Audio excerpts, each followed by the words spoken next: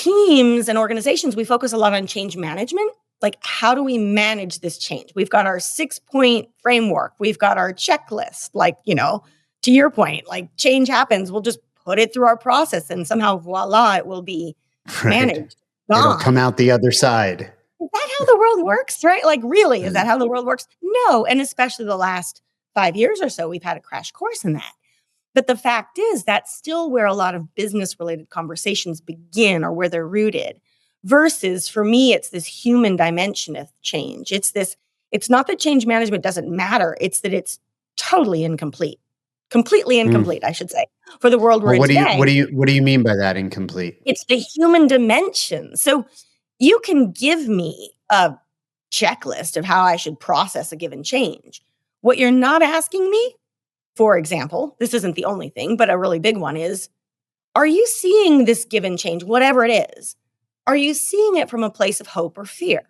Because depending on how you answer that question, it's going to have a very different effect on how you actually manage it, what you actually do. And yet, we don't ask that question. We're just like, here, 6 steps, go. But the fact is, a lot of people show up to a lot of different kinds of changes, particularly the ones they don't control, from a place of fear, anxiety, paralysis, whatever that is. That is a recipe for, at best, complications and at worst, a disaster when it comes to change management. When you work with people and you're able to distinguish that, and let's say, look, I mean, there's people can come from greed, they can come from fear, they can come from hope, and many other places. Before you move forward and manage or put some things in place, actions, practices, virtues, core values.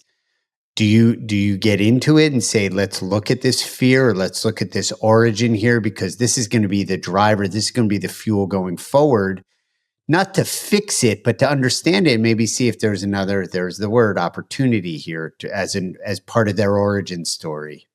Oh, absolutely. Yeah, absolutely. You got to do this. And for me, a lot of it, none of my work is prescriptive in terms of like X is bad and Y. It's like, it's right. It's a menu, and different things work for different people. I have learned that over, 30 years of doing this work. We have to build the awareness. We don't even know this about each other. We can't have the conversations we need to have. We can't open those doors. So a lot of my work, it's about building that awareness. And depending on the setting, if it's a keynote, if it's a workshop, if it's a facilitation, you name it, there will be a lot of reflection for sure for individuals. And then oftentimes breaking people out into small groups, for example, so that they can just start having these conversations. And again, what's lovely, one of the things I so love about my work is that every single person on this planet has something to contribute. That everyone is good at certain kinds of changes and struggles with others, not always the same ones. So everyone has something to contribute. Everyone has something to learn. And so it just becomes, speaking of opportunity, it just becomes this like onion that you just keep getting to peel back. And people start realizing what they don't know about themselves, what they don't know about each other. And just that, I like to say, we're actually humans are sitting on an enormous amount of wisdom when it comes to change and uncertainty. But a lot of it is buried. It's sort of behind the door. It's just not known, not talked about. And if we can start doing that, we've already gotten ourselves, partially down the way towards not just solutions. But we bury it ourselves, Well, and we do. There are all kinds of ways. Oh, we pretend, we deny, we reject, we resist. Avoid. Also, yes. Also, though, I will say technology also makes it really easy for us to do that now, because guess what? We can just distract ourselves and avoid any of this. Or, we can do that. And also, more and more with all the apps on our devices and whatnot, it's like, there's a change. I don't like it. I'll just install an app to help me fix it. And it's like, you can't outsource the human dimension of change. That's beautiful.